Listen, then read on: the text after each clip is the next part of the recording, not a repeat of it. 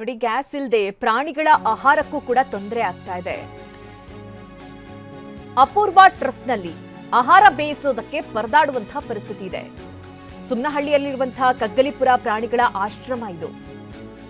ಅಪೂರ್ವ trust ನಡೆಸ್ತಾ ಇದೆ ಪ್ರಾಣಿಗಳ ಆಶ್ರಮ. ನಿತ್ಯ 300 ನಾಯಿಗಳಿಗೆ ಅಡುಗೆ ತಯಾರಿಸುವಂತಹ ಆಶ್ರಮ ಇದು. ಸೌದೆ ಒಲೆ ಬಳಸಿ ಆಹಾರ ತಯಾರಿಸೋದಕ್ಕೆ ಸಾಕಷ್ಟು ಪರದಾಡ್ತಾ ಇದ್ದಾರೆ. ಸಿಲಿಂಡರ್ ಪೂರೈಕೆ ಮಾಡಬೇಕು ಅಂತ ಹೇಳಿ ಟ್ರಸ್ಟ್ನ ಅಧ್ಯಕ್ಷರು ಮನವಿಯನ್ನು ಕೂಡ ಮಾಡ್ಕೊಳ್ತಾ ಇದ್ದಾರೆ. ನೋಡಿ, ಸುಮಾರು 300ರಷ್ಟು ನಾಯಿಗಳು ಇಲ್ಲಿ ಪ್ರತಿನಿತ್ಯ ಅಲ್ಲಿ ಆಹಾರವನ್ನು ಬೇಯಿಸಿ ಹಾಕ್ತಾರೆ. ತಮ್ಮ ಹೊಟ್ಟೆಯನ್ನು ತುಂಬಿಸ್ಕೋತಾ ಇದ್ವು. ಆದರೆ ಅಲ್ಲೂ ಕೂಡ ಈಗ ಸಿಲಿಂಡರ್ ಪರಿಣಾಮದಿಂದಾಗಿ ಸಿಲಿಂಡರ್ ಸಿಗ್ತಾ ಇಲ್ಲ, ಎಷ್ಟೇ ಮನವಿ ಮಾಡಿದ್ರೂ ಕೂಡ ಕೊಡ್ತಾ ಇಲ್ಲ ಅಂತ ಹೇಳಿ ಈ ರೀತಿ ಒಲೆಯನ್ನು ಹತ್ತಿ ಅಡುಗೆನ ಮಾಡ್ತಾ ಇದ್ದಾರೆ. ಕಳೆದ 2 ವಾರಗಳಿಂದ ನಾವು ಕೂಡ ಕಟ್ಟಿಗೆ ಮರೆ ಹೋಗಿದ್ದೀವಿ. ನಮಗೂ ಯಾವುದೇ ಥರ ಗ್ಯಾಸ್ ಸಿಗ್ತಾ ಇಲ್ಲ. ಸೊ ಸರ್ಕಾರ ಬಂದು ಗ್ಯಾಸ್ದು ಸಮಸ್ಯೆ ಇಲ್ಲ, ನಿಮಗೆ ಮನೆಗೆ ಬರುತ್ತೆ, ಕಮರ್ಷಿಯಲು ಸಿಗುತ್ತೆ ಅಂತ ಇದ್ದಾರೆ. ಬಟ್ ನಾವು ಗ್ಯಾಸ್ ಅಂಗಡಿಗೆ ಹೋಗಿ ಕೇಳಿದಾಗ ಸಿಗ್ತಾ ಇಲ್ಲ ಸಪ್ಲೈ. 1 to ಡಬಲ್ ರೇಟ್ ಕೊಟ್ಟು ತೊಗೋಬೇಕಾಗುತ್ತೆ.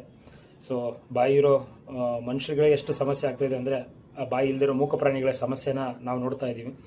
ಸೊ ದಯವಿಟ್ಟು ಸರ್ಕಾರ ಪ್ರಾಣಿಗಳ ಮೇಲೆ ದಯೆ ಇರಲಿ ಅಂತ ಬಸ್ ಮೇಲೆ ಆಗದ ಥರ ದಯವಿಟ್ಟು ಈ ನಿಮ್ಮ ಸರ್ಕಾರದಲ್ಲಿ ಕೇಳ್ತಾ ಇರೋದೇನೆಂದರೆ ಪ್ರಾಣಿಗಳ ಮೇಲೆ ದಯೆ ತೋರಿಸಿ, ಪ್ರಕೃತಿ ಸಂಬಂಧಪಟ್ಟಿರೋ ಪ್ರಾಣಿಗಳ ಮೇಲೆ ನಮಗೂ ಕೂಡ ಸಮಸ್ಯೆ ಆಗ್ತಾಯಿದೆ.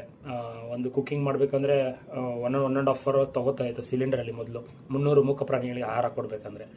ಈಗ ಏನಾಗ್ತಾಯಿದೆ ಅಂದರೆ ಕಟ್ಟಿಗೆ ಮರೆ ಹೋಗಿದ್ದೀವಿ ನಾವು ಕೂಡ 1 ವಾರದ 2 ವಾರದಿಂದ.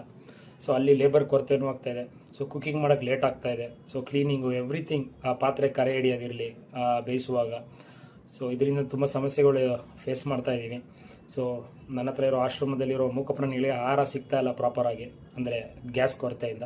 ಸರ್ಕಾರ ದಯವಿಟ್ಟು ಮೂಕ ಪ್ರಾಣಿಗಳ ಮೇಲೆ ದಯೆ ತೋರಿ ನಮಗೂ ಗ್ಯಾಸ್ದು ಸಮಸ್ಯೆಯಿಂದ ಪರಿಹಾರ ಕೊಟ್ಟರೆ ನಾವು ಕೂಡ ಮೂಕ ಪ್ರಾಣಿಗಳಿಗೆ ನಡೆಸ್ಕೊಂಡು ಹೋಗ್ತೀವಿ ಸಂಸ್ಥೆನ. NGOಗಳಿಗೆ ತುಂಬ ತೊಂದರೆ ಆಗ್ತಾಯಿದೆ. ದಯವಿಟ್ಟು ಸರ್ಕಾರ ಇದಕ್ಕೆ ಏನಾದ್ರು ಒಂದು ಪರಿಹಾರ ಕೊಡಬೇಕು.